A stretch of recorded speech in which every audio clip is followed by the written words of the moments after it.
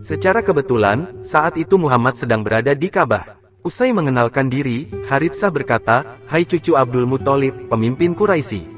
Aku tahu bahwa Anda adalah tetangga rumah Allah ini, gemar menolong orang susah, dan gemar memberi makan orang lapar. Aku datang menemui Anda untuk mengambil kembali anakku. Biarkanlah ia kutebus. Bagaimana kalau dengan cara selain itu?" Ujar Muhammad. "Cara apakah itu?" Muhammad menjelaskan, "Dia akan kupanggil dan akan kusuruh memilih. Kalau ia memilih Anda, ambillah tanpa tebusan, tetapi kalau ia memilihku, demi Allah, aku tidak akan memilih orang lain untuk orang yang telah memilihku." Mendengar hal tersebut, kontan keduanya menjawab serentak, "Sungguh, itu sudah lebih dari apa yang kami harapkan." Zaid pun akhirnya dipanggil. Muhammad bertanya padanya, apakah karena mengenal mereka. Ternyata, Zaid masih mengenali ayah dan pamannya. "Ya, ini ayah dan pamanku." Beliau kembali bertanya kepadanya, "Mana yang lebih kamu sukai, pergi pulang bersama ayah dan pamanmu, atau tetap berada di Makkah bersamaku?" Di luar dugaan, Zaid memilih tuannya, yaitu Muhammad. Baginya, Muhammad sudah seperti ayah dan pamannya. Melihat kenyataan itu, ayah Zaid memohon dengan suara gemetar dan terputus-putus, "Wahai Zaid, apakah engkau lebih senang menjadi budak daripada kembali kepada ayah dan ibumu, keluarga dan kampung halamanmu?" Zaid lagi-lagi di luar dugaan menjelaskan, "Ayah, aku melihat sesuatu yang menarik pada Tuan Muhammad ini. Oleh karenanya, aku tidak mau berpisah dengan beliau selama-lamanya." Dalam suasana yang tegang itu, dengan kebijaksanaannya, Muhammad tampil mengajukan jalan tengah. Beliau membimbing tangan Zaid, lalu membawanya ke dekat Ka'bah, ke hadapan kerumunan para pembesar Quraisy yang saat itu sedang berada di sana. Beliau berseru, "Saudara-saudara, saksikanlah bahwa mulai sekarang Zaid menjadi anakku, berhak mewarisi dan diwarisi." Pada masa itu, menurut hukum jahiliyah, anak angkat sama kedudukannya dengan anak kandung. Tentu saja, saat itu belum disyariatkan larangan tabani, mengadopsi anak. Sejak saat itu, Zaid dinasabkan kepada beliau, tidak kepada ayahnya. Nama lengkap Zaid menjadi Zaid ibn Muhammad, bukan Zaid bin Haritsah. Ayah dan paman Zaid pun gembira dengan keputusan Muhammad. Mereka berdua berkata, "Kau telah menambahkan keadilan untuk kami." Sungguh, mereka berdua merasa puas lalu bergegas pulang. Sejarah telah mencatat bahwa Muhammad memang telah menambah keadilan kepada mereka ketika, pertama, memberi Zaid hak untuk memilih. Kedua, tidak menghendaki tebusan. Ketiga, beliau juga bersikap adil dalam hubungan kemanusiaan dengan Zaid, saat mempersaksikan kepada orang-orang Quraisy di Ka'bah atas pengadopsiannya dan pemenuhan hak-hak adopsi antara ayah dan anak. Kakak Fatimah, Zainab, yang telah menikah dengan Abu al-Aish ibn al-Rabi, selalu menyempatkan diri untuk bersilaturahmi ke rumah orang tuanya, Rasulullah Shallallahu Alaihi Wasallam, dan Khadijah. Zainab pun mengetahui bahwa sang ayah mengumumkan diri sebagai pembawa risalah wahyu, dan dia tidak ragu untuk masuk Islam serta mengikuti dan tunduk pada ajaran baru yang dibawa Rasulullah Shallallahu Alaihi Wasallam. Kendati demikian, Zainab menyembunyikan keislamannya dari suaminya. Seperti Zainab, Ruqayyah dan Ummu Kulsum juga memeluk Islam. Hanya saja, keduanya tidak seberuntung kakaknya, Zainab, karena suami Ruqayyah dan Ummu Kulsum, Utbah dan Utaibah, keduanya putra Abu Lahab, menceraikan keduanya serta mengembalikan mereka berdua kepada Rasulullah Shallallahu Alaihi Wasallam dan Khadijah. Tentu saja, kedua anak Abu Lahab itu mendapat desakan kuat dari kedua orang tuanya, juga masyarakat Quraisy untuk menceraikan istrinya masing-masing. Di sini, terlihat sekali bagaimana kebencian keluarga Abu Lahab kepada keluarga Rasulullah Shallallahu Alaihi Wasallam, dan kebencian itu ditularkan kepada anak-anaknya. Suatu hari, istri Abu Lahab, Ummu Jamil, berkata ditujukan kepada Ruqayyah dan Ummu Kulsum, "Mudah-mudahan dua perempuan itu tidak ada di kolong langit." Sedangkan, kepada kedua anaknya, Utbah dan Utaibah, Ummu Jamil berkata, "Kepalaku dan kepala kalian berdua haram sampai kalian meninggalkan putri Muhammad. Jangan kalian kumpulkan aku dengannya dalam satu rumah." Lambat laun ajaran Islam tersebar secara rahasia. Abu Bakar, Yasir, Sumayyah, Ammar, Suhaib, Bilal, dan Mikdad telah memeluk Islam dan mengimani Rasulullah Shallallahu Alaihi Wasallam. Seiring bertambahnya pemeluk Islam, teror dan intimidasi kaum Quraisy pun kian besar. Padahal, pada awal kenabiannya, Baginda Rasul sangat menjaga kerahasiaan berita ini, hingga datanglah malaikat Jibril menurunkan wahyu kepada Baginda Nabi Shallallahu Alaihi Wasallam. "Dan berilah peringatan kepada kerabat-kerabatmu, Muhammad, yang Verdekat, dan rendahkanlah dirimu terhadap orang-orang yang beriman yang mengikuti. Quran Surat Asy-Syu'ara, 26 ayat 214-215. Al-Baihaqi, dalam Dalil Al-Nubuwah, menuturkan sebuah riwayat berkenaan dengan ayat di atas. Ali ibn Abu Talib berkata, ketika turun ayat kepada Rasulullah, dan berilah peringatan kepada kerabat-kerabatmu, Muhammad, yang terdekat, dan rendahkanlah dirimu terhadap orang-orang yang beriman yang mengikutimu, beliau bersabda, aku tahu jika aku mulai menyebarkan risalah ini kepada kaumku, akan ada sebagian yang tidak suka, makanya aku diam. Hingga datang Jibril kepadaku dan berkata, wahai Muhammad, jika kamu tidak melakukan apa yang sudah diperintahkan, lantas bagaimana nanti kamu menghadapi siksa api neraka dari Tuhanmu? Rasulullah pun memanggilku seraya berkata, wahai Ali, Allah telah menyuruhku untuk memberi peringatan kepada kerabat-kerabatku, tolong siapkan hidangan kambing dan susu, yaitu kumpulkanlah Bani Muthalib. Maka, aku melakukan apa yang diminta Rasulullah. Suatu hari, berkumpullah sekitar 40 orang, di antaranya terdapat paman-paman beliau, Abu Talib, Hamzah, Al-Abbas, dan Abu Lahab. Kemudian, aku mengeluarkan hidangan dalam wadah besar dan Rasulullah memotong hidangan tersebut dan membagikannya seraya bersabda, makanlah hidangan ini dengan menyebut Bismillah. Para tamu undangan mulai menyantap hidangan itu hingga tidak tersisa sedikit pun. Kemudian, beliau berkata, wahai Ali, bagikan minuman ini. Lalu, aku membagikannya dan mereka pun meminumnya. Demi Allah, mereka begitu bersemangat menyantap hidangan tersebut. Ketika Rasulullah hendak berbicara kepada mereka, Abu Lahab mendahuluinya seraya berkata, sungguh, kau telah membuat kami takjub. Mereka lantas bubar dan Rasulullah belum sempat berbicara ke abda mereka. Esoknya, beliau kembali memanggilku, Walini Ali, siapkan hidangan dan minuman seperti kemarin. Sesungguhnya pamanku, Abu Lahab, telah mendahului sebelum aku berbicara kepada mereka. Selanjutnya, aku melakukan apa yang diminta Rasulullah, aku mengumpulkan orang-orang dan menghidangkan makanan untuk mereka. Mereka menikmati hidangan yang disajikan. Namun, ketika Rasulullah ingin berbicara, Abu Lahab kembali mendahuluinya dan berkata, kau membuat kami lemah dengan sihirmu. Mereka pun lalu bubar dan Rasulullah belum sempat berbicara kepada mereka untuk kedua kalinya. Besoknya, Rasulullah kembali memanggilku, wahai Ali, siapkan hidangan dan minuman seperti kemarin. Sesungguhnya pamanku, Abu Lahab, telah mendahuluiku sebelum aku berbicara kepada mereka. Aku melaksanakan kembali perintah Rasulullah. Ketika mereka sedang menikmati hidangan, Rasulullah berdiri dan bersabda, wahai anak cucu Abdul Muthalib, sesungguhnya aku tidak tahu bahwa akan datang pemuda Arab yang membawa sesuatu yang lebih utama dibandingkan dengan hidangan ini. Sesungguhnya aku datang kepada kalian untuk urusan dunia dan akhirat. Semua yang hadir terkejut mendengar ucapan Rasulullah, semuanya mundur. Lalu aku, karena Ali paling muda, paling kekar, dan betisnya paling kecil, maju dan berkata, aku, wahai Rasulullah, aku akan menjadi pembantumu.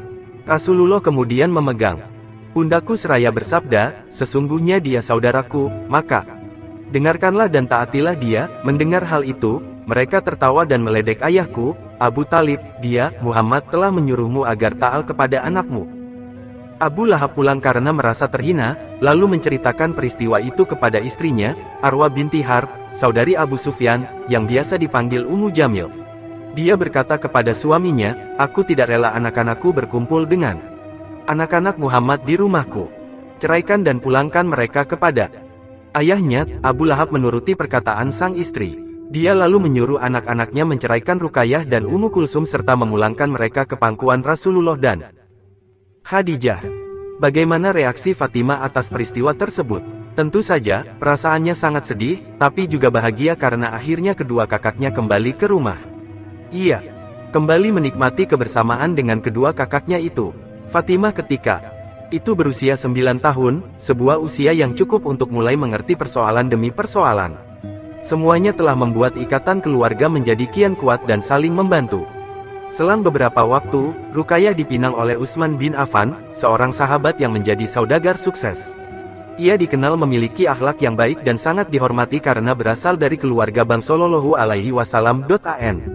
Lamaran itu sendiri terjadi bukan karena Utsman iba terhadap Ruqayyah, melainkan karena ia ingin menjadi bagian dari keluarga Rasulullah Shallallahu Alaihi Wasallam. Tentu saja, pernikahan itu mampu mengembalikan kebahagiaan Ruqayyah dan keluarga Rasulullah Shallallahu Alaihi Wasallam. Terlebih bagi Fatimah, ia juga bahagia melihat sang kakak, Ruqayyah, karena Allah memberikan pengganti yang lebih baik untuk sang kakak. Menjadi pembela sang ayah. Banyak episode yang menyakitkan yang mesti Fatimah hadapi sepanjang hidupnya. Kesedihan demi kesedihan harus dia rasakan sejak kecil hingga ajal menjemputnya. Namun, berbekal keimanan yang kokoh dan kesabaran yang tinggi, satu persatu cobaan itu dia hadapi dan berharap Tuhannya akan memberi balasan yang setimpal. Rasulullah Shallallahu Alaihi Wasallam kian hari terus mendapat ancaman. Pada saat seperti ini, betapa Fatimah menjadi pelipur ayahandanya yang agung dari tantangan orang-orang kafir. Betapa ia berharap, seandainya mampu menjadi tebusan sang ayah sepanjang hayat, dan mencegahnya dari penganiayaan kaum Quraisy. Tetapi, bagaimana bisa sementara umurnya saja masih sangat belia? Di sinilah ia melihat bundanya, Khadijah, berdiri kokoh di samping sang ayah, Rasulullah Shallallahu Alaihi Wasallam. Ia menyaksikan sendiri kehebatan sang bunda dalam membela sang ayah semenjak wahyu diturunkan. Kesedihan tak berujung salah. Satu kepahitan yang dihadapi Fatimah adalah ketika ia mendengar cerita ibunya Khadijah, bahwa sang ayah dan para sahabatnya mengalami fitnah dan berbagai siksaan dari kaum kafir Quraisy, terutama dari kalangan yang lemah dan tak berdaya seperti para budak. Kaum Quraisy sebagai pemilik budak, mereka seenaknya melakukan berbagai penyiksaan kepada para budak itu karena dianggap telah keluar dari agama yang mereka anut dan kini beralih mengikuti agama yang dibawa oleh Muhammad. Abu Ishaq berkata, kaum musyrik membenci setiap orang yang memeluk Islam dan mengikuti Rasulullah Shallallahu Alaihi Wasallam. Setiap kabilah menghardik siapapun yang masuk Islam. Mereka menghina dan menyiksanya dengan pukulan, rasa, haus, dan lapar. Ada yang dibakar di tengah terik matahari Makkah, ada juga yang diuji dengan siksaan yang bertubi-tubi, bahkan ada yang disalib. Bilal ibn Rabah merupakan contoh budak yang mendapat siksaan ini. Ia adalah seorang budak berkulit hitam berasal dari Habsyi. Sang majikan, Umayyah ibn Khalaf, geram dan murka ketika mendengar Bilal telah masuk Islam. Suatu hari di waktu siang dan panas terik, Bilal digiring oleh sang majikan ke tengah padang pasir. Ia dipukul, diinjak, dan disiksa. Belum puas, Umayyah menambahkan penderitaan bagi Bilal, yakni dengan menempatkan sebuah batu besar ke dadanya. Kau akan seperti ini sampai mati, ancam Umayyah, kecuali kau mau mengingkari Muhammad dan kembali menyembah Lata dan Uzza. Menghadapi siksaan yang keras itu, dengan tegar, Bilal berkata, Ahad, Ahad, Allah Tuhanku. Ketika itu, Waraqah ibn Naufal lewat dan menyaksikan Bilal tengah disiksa dan terus mengucap, Ahad, Ahad. Dia lalu berkata kepada Umayyah dan orang-orang yang menyiksanya dari Bani Jamah, demi Allah, aku bersumpah, sekiranya kau bunuh dia dengan cara seperti itu, aku akan menjadikannya sebagai orang yang paling aku sayangi. Kadangkala, Umayyah mengikat leher Bilal dan menyerahkannya kepada anak-anak. Kemudian, mereka akan mengarak Bilal di lembah-lembah Makkah. Sementara, Bilal hanya berulang-ulang mengucap, Ahad, Ahad. Abu Jahal juga pernah menyiksa Bilal. Ia menyeret dan menampari wajah Bilal, menjemur Bilal di bawah terik matahari dan menindih perutnya dengan batu penggilingan. Abu Bakar yang menyaksikan penyiksaan Bilal, merasa prihatin melihat kondisinya. Ia kemudian menemui Umayyah. Secara kebetulan, rumah keduanya berdekatan. Hai Umayyah, tidakkah kau takut kepada Allah, telah memperlakukan orang lemah seperti ini? Ujar Abu Bakar dengan penuh perasaan. Apakah kau akan menyiksanya dengan kejam sampai ia mati? Kau bicara seperti itu, bukankah kau yang membuatnya menentangku? Jika kau memang menyayanginya, cobalah kau selamatkan dia. Jawab Umayyah dengan sombong. Abu Bakar segera menjawab, aku memiliki budak hitam yang lebih kuat daripada Bilal. Dia memiliki keyakinan yang sama denganmu. Kau bisa mendapatkannya dengan menukarkan Bilal. Baik, aku terima, jawab Umayyah girang. Orang-orang yang mengetahui hal itu berkomentar, Abu Bakar membeli Bilal yang terpendam bebatuan. Fatimah juga mendengar bahwa Bani Makhzum menyeret Ammar beserta ayahnya, Yasir, dan ibunya, Sumayyah. Mereka diseret ke pelataran Ka'bah lalu menyiksanya tanpa ampun. Sumayyah dilemparkan lalu ditimbun dengan pasir yang sangat panas. Mereka juga meletakkan batu besar di atas dadanya agar ia tak bisa bergerak. Namun demikian, tak terdengar sedikit pun rintihan dan erangan dari mulutnya selain, Ahad, Ahad. Dia mengulang kata-kata itu sebagaimana yang dilakukan oleh suaminya, Yasir, dan Ammar sang anak, serta Bilal. Suatu hari, Rasulullah Shallallahu Alaihi Wasallam lewat dan melihat penyiksaan oleh kaum kafir Quraisy kepada keluarga Yasir. Maka, kepada keluarga Muslim itu, Rasulullah Shallallahu Alaihi Wasallam berseru, "Bersabarlah, wahai keluarga Yasir, karena balasan yang dijanjikan kepada kalian adalah surga." Sumayyah yang mendengar ucapan Rasulullah Shallallahu Alaihi Wasallam ini, hanya berucap, "Aku bersaksi bahwa engkau adalah utusan Allah dan aku bersaksi bahwa janjimu benar." Sumayyah yang sudah merasakan manisnya iman dalam jiwa dan raganya, maka siksaan demi siksaan yang menimpanya itu menjadi terasa enteng.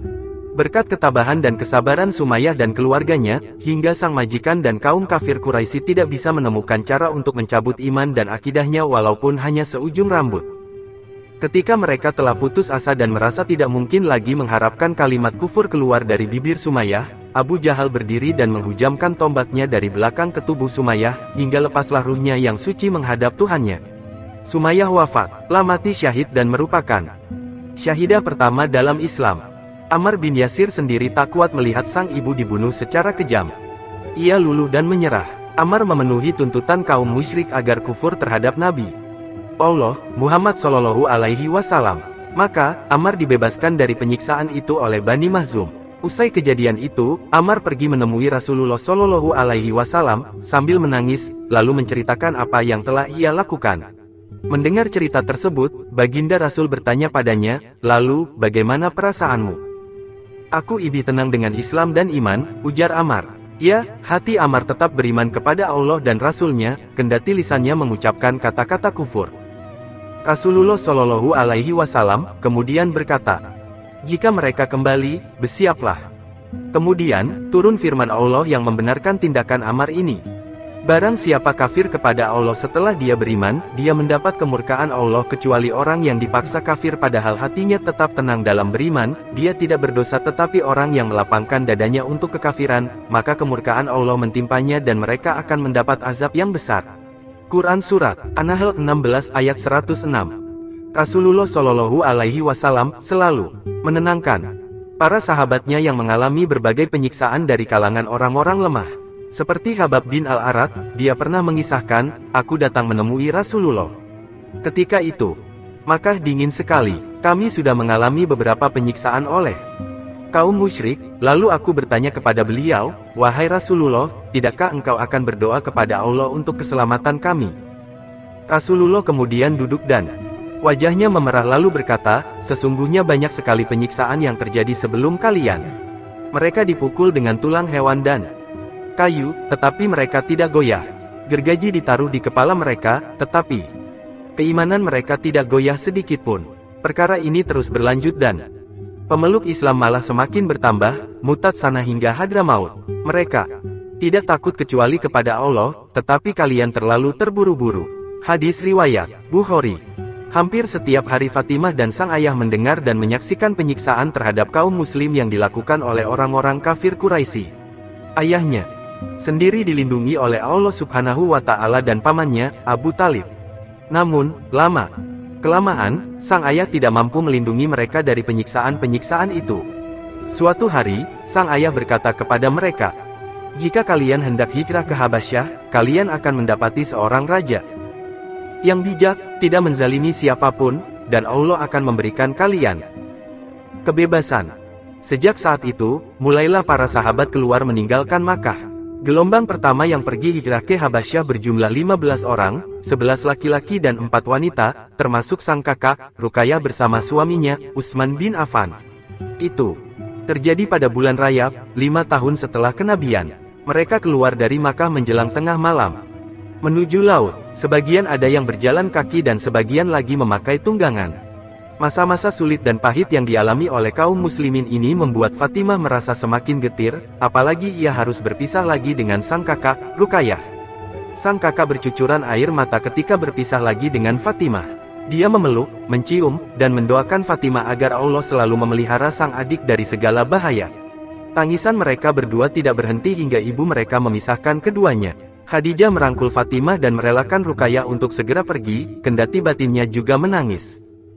Ternyata, usai kaum muslim hijrah pada gelombang pertama, kaum kafir Quraisy semakin menjadi-jadi melancarkan berbagai penyiksaan, hingga mendorong adanya hijrah kedua yang lebih besar. Akram Rida dalam bukunya, Al-Kalimat Al-Arba'ah wa Kal Al-Nisa, mengatakan bahwa setelah mendekati usia 8 tahun, Fatimah mulai memahami jawaban atas berbagai pertanyaan, bahwa ayahnya datang kepada kaumnya dengan dia membawa agama yang baru. Agama yang menyeru kepada pentauhidan ibadah, yakni hanya menyembah sang pemelihara langit dan bumi, serta mencampakkan apa yang mereka sembah selainnya. Agama yang menyeru kepada kemuliaan akhlak, berbuat baik kepada tetangga, menjaga kemuliaan diri, kesucian, dan amanat. Namun, Fatimah berpikir, jika ayahku menyeru mereka menuju semua kebaikan itu, lalu mengapa mereka memusuhi dan menyakitinya? Fatimah tidak mendapatkan jawaban kecuali bahwa ia beriman kepada risalah yang dibawa sang ayah dan siap memanggul kepedihan bersamanya. Suatu ketika, Fatimah menyertai ayahnya menuju Ka'bah untuk mencium salah satu rukunnya. Orang-orang musyrik melihatnya, dan mereka langsung menyerang beliau. Sambil membentak-bentak, "Hai Muhammad, jangan mengelak. Benarkah engkau yang mencela nenek moyang kami, menghina, dan memaki-maki berhala sesembahan kami, serta menyalahkan kepercayaan kami?" Terus saja mereka membentak sambil menudingkan tangan ke wajah Rasul yang mulia. Beliau Shallallahu Alaihi Wasallam menjawab, "Ya benar, aku mengatakan seruannya itu." Seorang di antara mereka maju ke depan hendak meninju wajah Nabi. Melihat semua itu, tentu saja, Fatimah menahan nafasnya, ketakutan, dan hanya bisa menjerit. Beruntung, ketika itu Abu Bakar berada dekat dengan mereka. Ia cepat menerobos ke tengah kerumunan dan berkata dengan keras, "Apakah kalian hendak membunuh orang yang mengatakan, 'Tuhanku adalah Allah'?" Kemudian mereka mengelilingi Abu Bakar dengan api kemarahan berterbangan dari mata mereka, mereka mengeroyok, menarik jenggotnya, dan meninggalkannya usai melukai kepalanya. Di lain hari, Fatimah juga menyertai sang ayah berdakwah.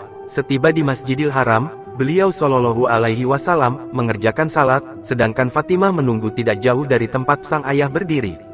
Nah, ketika sang ayah bersujud, orang-orang Quraisy berdatangan mendekati, diantaranya Uqbah bin Abi Mu'aid. Ternyata, dia membawa seonggok kotoran sembelihan ternak lalu dilemparkan ke atas punggung Rasulullah Shallallahu Alaihi Wasallam yang mulia.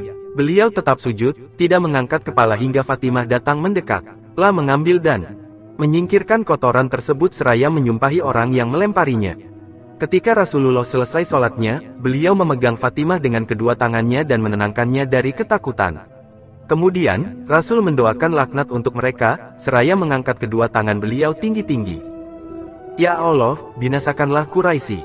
Ya Allah, binasakanlah Quraisy. Ya Allah, binasakanlah Quraisy."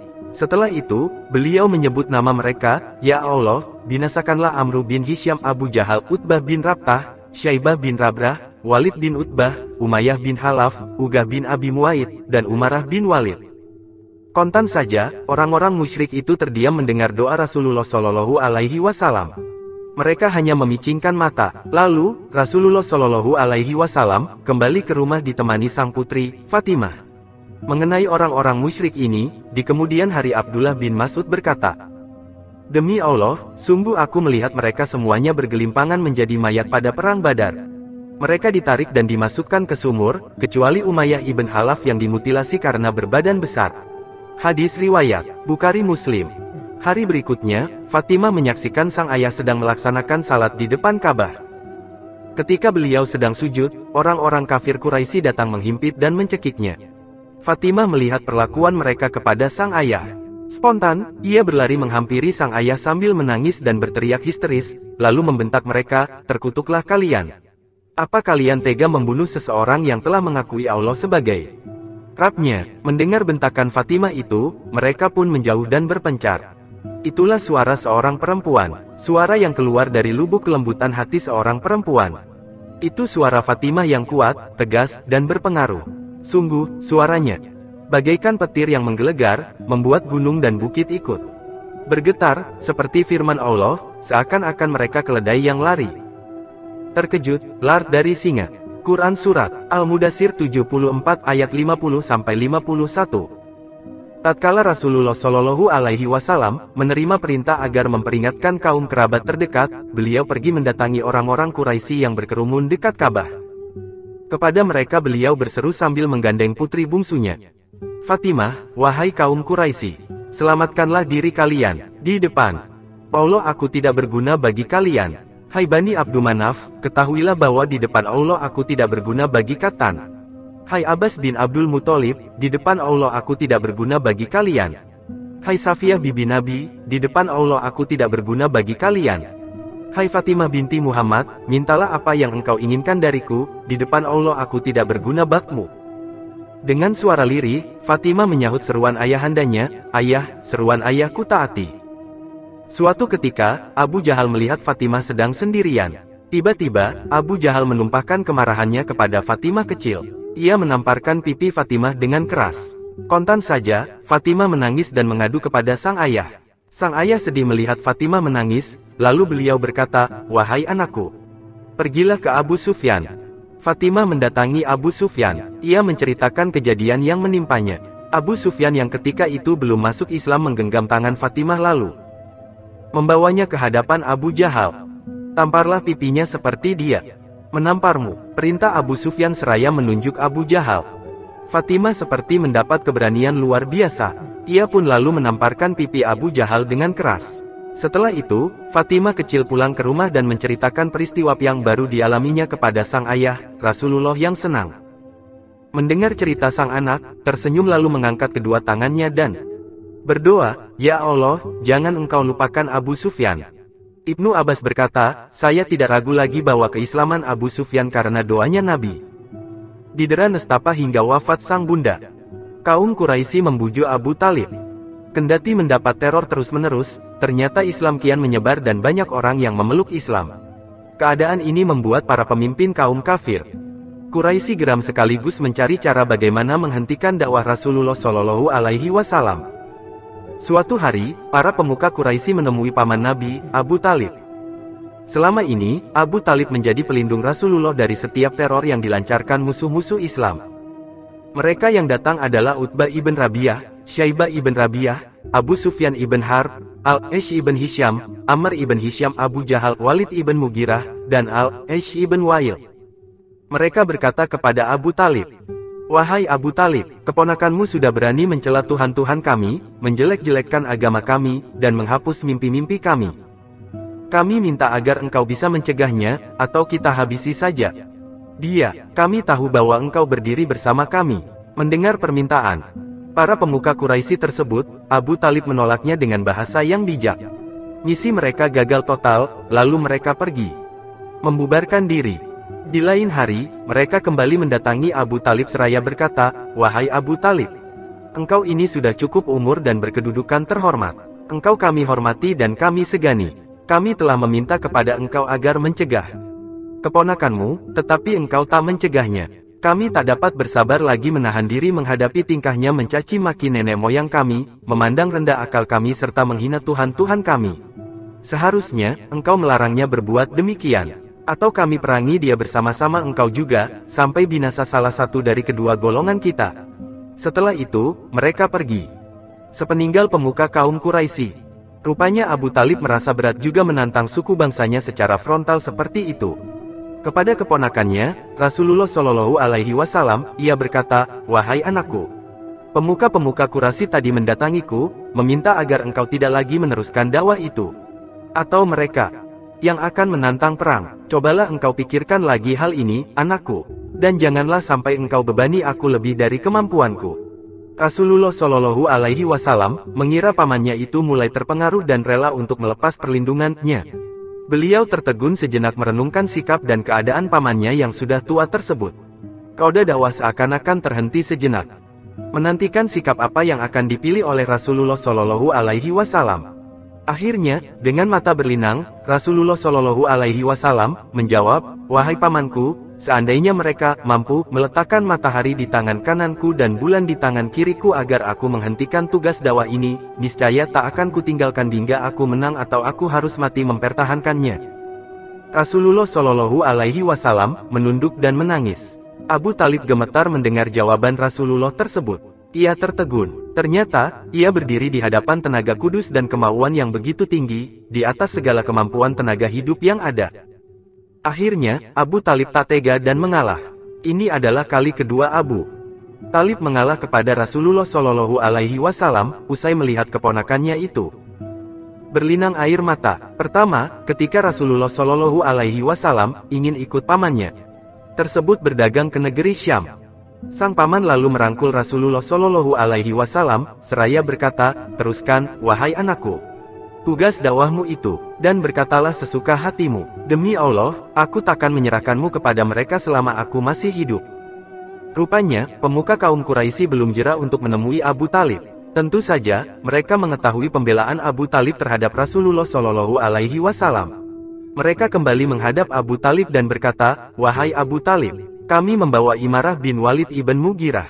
Anak ini adalah yang terbaik dan paling baik. Ambillah anak ini untukmu, dan serahkanlah keponakanmu yang telah mengingkari agamamu dan agama leluhurmu."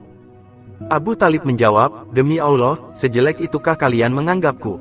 Kalian berikan anak kalian untuk aku urus, tapi aku berikan anakku untuk kalian bunuh. Ini tidak akan pernah terjadi. Wahai Abu Talib, kaummu telah mencoba membujukmu untuk mencegahnya dan mereka bersungguh-sungguh ingin membereskan perkara ini. Apakah engkau tidak ingin mengabulkan keinginan kami sedikit pun?" tanya Mutim ibn Adi. Dengan tegas, Abu Talib menjawab, "Demi Allah, kalian tidak membujukku, tetapi kalian sudah sepakat untuk mengasingkan dan menerorku. Lakukanlah apa yang kalian suka." Berhadapan langsung, Fatimah selalu berada di samping sang ayah dan terus menjadi pembela dakwah Islam yang kian menghadapi tantangan. Bahkan, kini, kaum kafir Quraisy ingin berhadapan langsung dengan sang ayah. Menjelang malam, di sisi tembok Ka'bah, para pemuka Quraisy berkumpul dan berbicara satu sama lain membicarakan Muhammad. Salah seorang dari mereka diutus untuk menemui beliau, "Wahai Muhammad, para pemuka kaummu sedang berkumpul dan ingin berbicara kepadamu. Datanglah." Rasulullah Shallallahu Alaihi Wasallam, yang berjiwa kesatria, datang menemui mereka. Beliau mengira mereka mulai tertarik dengan Islam. Tentu saja, beliau ingin membimbing dan mengarahkan mereka ke jalan yang benar. Ayah Fatimah itu tiba di sana, lalu duduk. Lalu, sebagian mereka mulai berbicara, "Wahai Muhammad, kami menyuruhmu agar datang ke sini untuk mengklarifikasi sesuatu yang kau bawa. Demi Allah, tidak ada seorang Arab pun yang berani mengubah kaumnya seperti yang telah kau lakukan kepada kaummu. Merendahkan agama, merusak impian, menghina para Tuhan, dan memecah belah umat. Namun, semua itu tidak akan berakhir dengan keburukan bila engkau datang karena satu alasan. Jika kau datang membawa risalah baru ini karena uang, kami akan mengumpulkan uang itu untukmu. Jika kau menginginkan kemuliaan, kami akan terima. Jika kau menginginkan kekuasaan, kami bisa mengangkatmu menjadi raja bagi kami. Jika itu semua yang kau minta, kami akan mengalah. Kami akan tukar harta-harta kami untuk mendapatkan solusi yang terbaik dan kami akan memaafkanmu." Rasulullah Shallallahu Alaihi Wasallam menjawab, "Aku tidak punya keinginan seperti yang kalian sebut tadi. Aku datang kepada kalian bukan untuk harta, kemuliaan, apalagi menjadi seorang raja untuk kalian. Aku hanya diutus oleh Allah sebagai seorang rasul, dan menurunkan kitab kepadaku dan memerintahkanku agar menjadi pembawa kabar untuk kalian. Jika kalian menerima apa yang aku nasihatkan, itu merupakan keuntungan untuk kalian di dunia dan akhirat. Dan jika kalian menolak, aku akan bersabar kepada Allah sampai Dia memutuskan apa yang akan terjadi kepadaku dan kalian." Mereka berkata lagi, "Wahai Muhammad, jika kau tidak menerima tawaran kami dan kau tahu bahwa negeri ini gersang dan keras, berdoalah kepada Tuhanmu untuk menyingkirkan gunung yang membuat kami sempit agar negeri ini menjadi luas. Dan berikanlah untuk kami sungai-sungai yang indah seperti yang ada di negeri Syam dan Irak. Kirimkanlah kepada para leluhur kami atau datangkanlah Qusay ibn Kilab. Dulu dia orang tua yang jujur dan kami akan bertanya kepadanya apakah kamu benar-benar utusan Allah atau bukan. Jika kau memenuhi apa yang kami minta dan mereka, para leluhur, mempercayaimu, kami pun akan mempercayaimu sepenuhnya." Rasulullah Shallallahu Alaihi Wasallam menjawab, "Aku tidak diutus untuk itu. Aku hanya diutus oleh Allah dan telah aku sampaikan risalahku kepada kalian. Jika kalian menerima, kalian beruntung. Jika tidak, aku hanya akan menunggu keputusan Allah." Kemudian, mereka berkata, "Jika bukan itu yang kamu minta, ya sudah. Kami ingin Tuhanmu mengutus malaikat yang membenarkan risalahmu. Dan jadikanlah tanah kami menjadi tanah surga yang mengandung emas dan perak dan Dia menjadikanmu sebagai orang kaya. Kami tahu kamu bekerja di pasar dan mengais kehidupan seperti kami, dan penuhilah itu semua agar kami mengerti posisimu di samping Ia, Tuhanmu dengan Tegas, Baginda Rasul menjawab, sungguh, aku tidak bisa melakukan itu. Aku juga tidak bisa memintanya. Aku hanya diutus untuk memberi kabar dan peringatan bagi kalian. Jika kalian menerima, beruntunglah. Jika tidak, biarlah Allah yang menentukan bagaimana nasib kita. Kalau begitu, turunkanlah langit. Seperti yang kamu yakini bahwa jika Tuhanmu berkehendak, itu akan terjadi, dan kami tidak akan beriman kepadamu sampai kamu melakukan itu. Sambung mereka, jika berkehendak, dia akan melakukannya, timpal Rasulullah Shallallahu Alaihi Wasallam. Mereka berkata lagi, wahai Muhammad, lalu apa ilmu Tuhanmu sehingga kita duduk bersama di sini dan kami meminta beberapa tuntutan kepadamu, kemudian dia datang kepadamu dan mengajarimu tentang beberapa permintaan kami. Dan memberitahumu bahwa dia tidak akan mengabulkan permintaan jika kami tidak menerima apa yang kamu bawa. Kini kami tahu bahwa dia mengajarimu tentang kasih sayang, dan sungguh kami tidak percaya dengan kasih sayang itu. Demi Allah, kami tidak akan membiarkanmu sampai kami menghancurkanmu atau kamu yang menghancurkan kami. Kami tidak akan beriman hingga Allah dan malaikat itu datang kepada kami. Ketika mereka tengah berkata, Rasulullah Shallallahu Alaihi Wasallam berdiri. Abdullah ibn Abi Umayyah, sepupu beliau berkata, wahai Muhammad, engkau telah menyaksikan bagaimana mereka menolak ajakanmu. Mereka meminta bukti agar bisa dipercaya dan beriman, tetapi engkau tidak melakukannya.